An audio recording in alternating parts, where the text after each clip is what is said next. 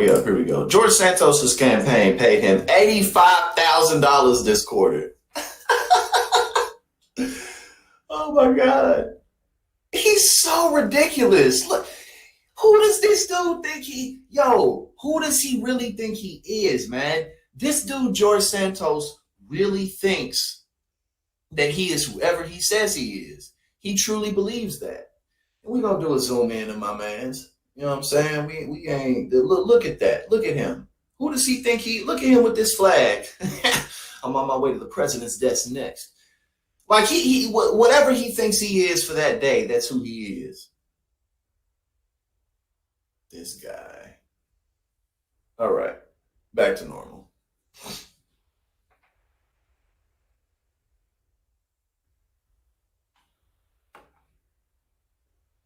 All right, let's see what's up.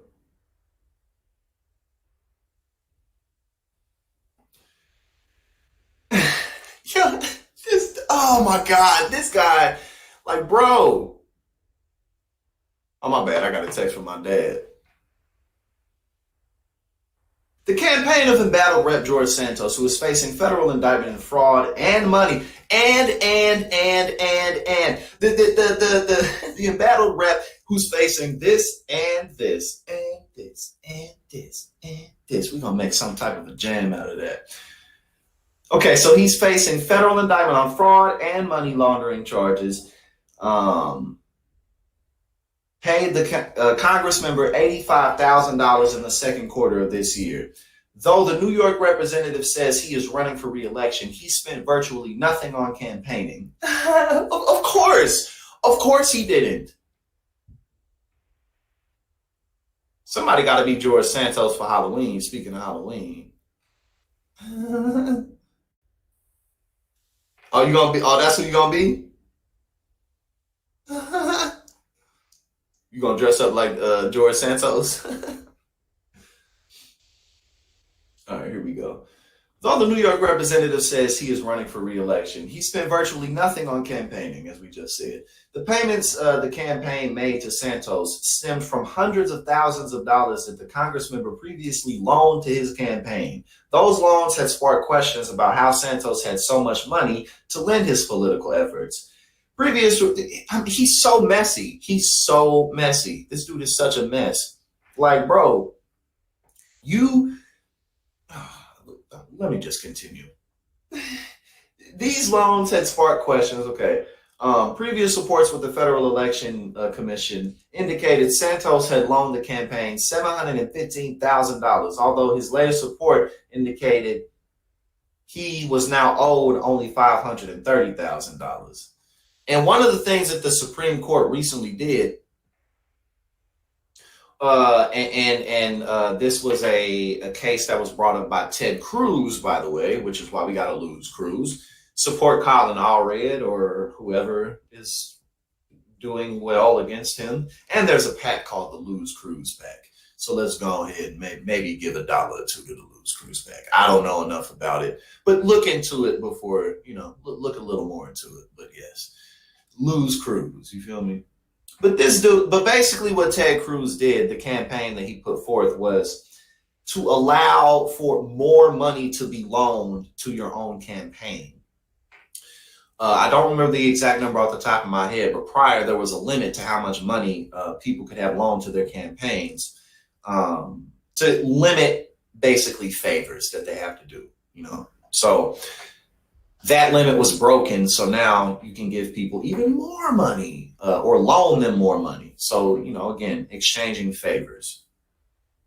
So that's why this is important. You loan yourself $715,000. That's on the books. So you got to pay that money back in some type of way, whether it's in cash or services or whatever it's going to be worked out for. But now it says that there's only $530,000. You feel me? So basically what the Supreme Court case did is it helped to blur the lines with stuff like this, because people just take money and do what they want with it. So yeah, the loan repayments accounted for more than 60% of the $133,000 that Santos reported raising in the second quarter. The first-term Congress member who lied about much of his biography prior to his election last year, reported having $55,000 cash on hand in his principal campaign committee. Oh, okay, let's see. Where we at? Right, George Santos, exactly.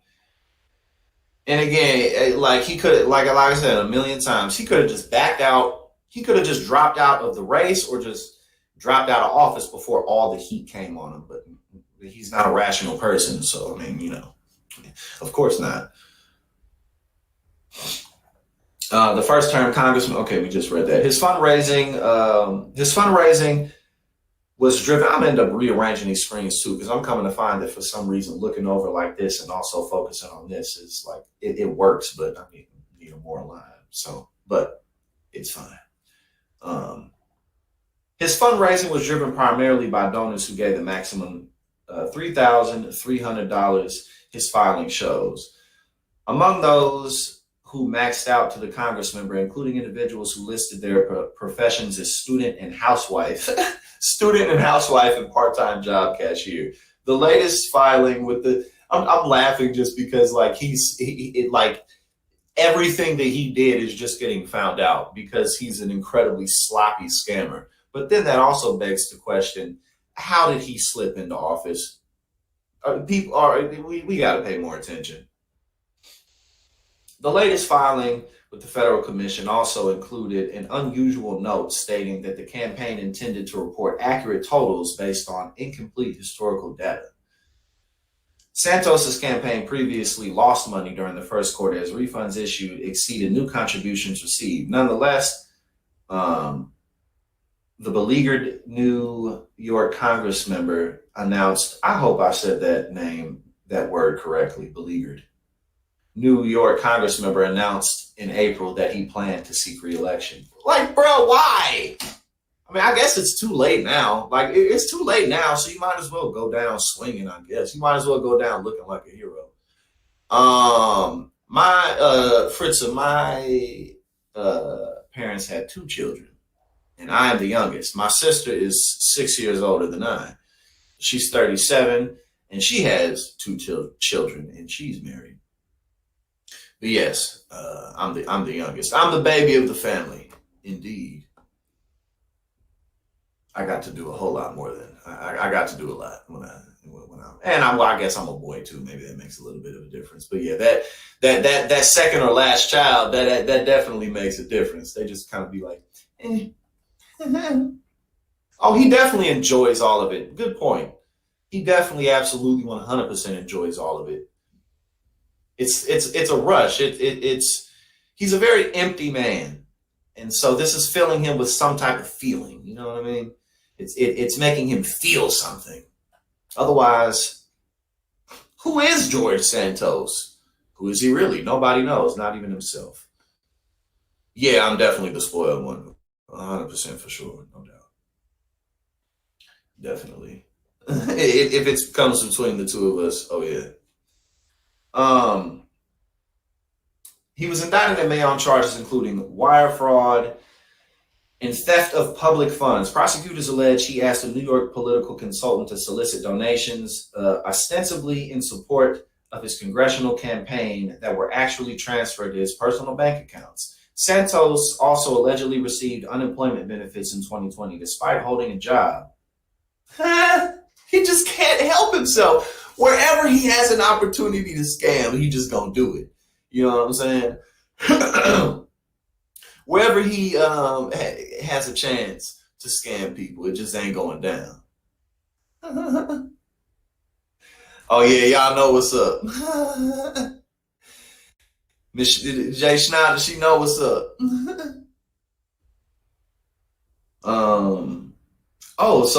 So then it says that the prosecutors allege he asked a New York political consultant to solicit donation ostensibly in support of his congressional campaign that were actually transferred to his personal bank accounts. Santos also allegedly received, they're just saying allegedly because they have to. Santos also allegedly received unemployment benefits. Okay, we just read that. And is accused of making false statements on mandatory personal financial disclosures. filed during his first congressional campaign. House Speaker Kevin McCarthy has not called on Santos to resign in light of the charges. You know, that's really pathetic. I mean, think about how pathetic this is, right? And this is exactly why Donald Trump, whether you love him or don't like him, regardless, this is why Donald Trump is in the position that he's in, because the Republican Party is absolutely spineless. Absolutely spineless. Okay, Jay. I'll keep that in mind. Just Jay. But like, bro, like Kevin McCarthy is the Speaker of the House, and he's like, no, I'm not. I'm just gonna wait till all the details come out. I'm not gonna do anything. Like, bro, you're such a chump. You're a chump. You're so weak, bro. Like, he's such a weak person. I mean, because if there's anybody that you could go after, it is Santos. You know what I mean?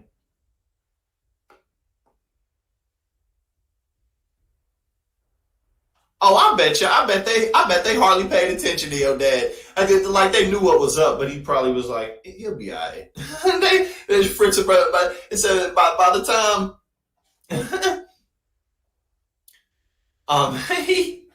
they probably, I know they probably was like, he all right, man. We done did this so many times now. He got a lot of brothers and sisters. The whole community watching him. He'll be all right. Just call. Just hit me up when you get back. You know what I'm saying? Just let me know what's up. Filings earlier this week indicated Santos, not Santos. Every time I see his name, I'm finna do it like that. Filings earlier this week indicated Santos was in the process of terminating at least two joint fundraising committees that brought in money for his campaign last cycle. His fundraising this quarter foretells a difficult path to re-election, particularly as he faces challengers from both parties. Kellen Curry, who has filed to run in the Long Island district as a Republican, said earlier in the week that he had raised more than $200,000 in his campaign in a leadership PAC from April through June. I mean, if you can't beat this dude, George Santos, because it's just going to flat out, I mean, there's going to be so many less people that vote for George Santos. I mean, let's be serious. I mean, come on. You know what I mean? Like, if you can't beat this dude, then, I mean, whew. Half a dozen Democrats have also filed. Oh, nice. Half a dozen Democrats have also filed to run against Santos, with the party seeing a possible pickup opportunity in a district Biden won in 2020. And again, we're going to have to keep a lot. We're not only because we need to do it strategically to get policy passed, within community political efforts, smaller government community efforts, so we can build out. But also, just because, I mean, let's be serious. Like at the federal level, especially the presidential race, I mean, ain't nothing going on. It's just Joe Biden versus Trump again. That's all that's going on. Unless and until somebody enters the Democratic side who has a lot of pull and a lot of popularity. I just don't know who that would be at the moment. Unless and until that happens, it's just Joe Biden versus Donald Trump. So again, stuff like this also, half a dozen Democrats in this one race, so again, there's a lot more going on than the presidential race. So let's definitely make sure that we don't forget that. To also keep our mental health in check. You know what I'm saying? You know what I mean? Yeah, no, for real. It's like, how did he even slip through? Somebody where nothing was true about him. I mean, that's everyone's fault. That really is everyone's fault. That's the federal government's fault for somehow allowing that to slip by, and that's also the voters' fault. I mean, everyone needs to take accountability in that circumstance. Like, it's everybody's fault.